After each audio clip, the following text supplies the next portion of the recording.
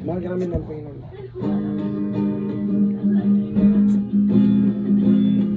About sa kasalanta karon nga bagyo o nego sa bagyong Tino. Laban lang mga taong bayan, nandito ang Panginoon sa atin.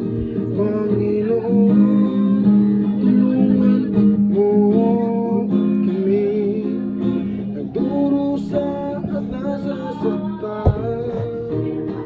Panginoon, pasensya na sa lahat ng mga kasalanan, upang maitawid ang tama.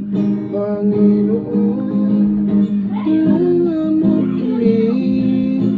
Ang maraming tao at nagdurusa. Panginoon, tulungan mo kami.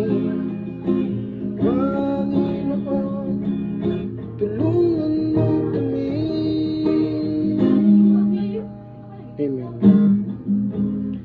Lord, sa lahat ng mga nasawin ng mga bagyo ngayon at sa Cebu, Talisay, dapat tayong manalangin sa Panginoon para tayo ay gabayan.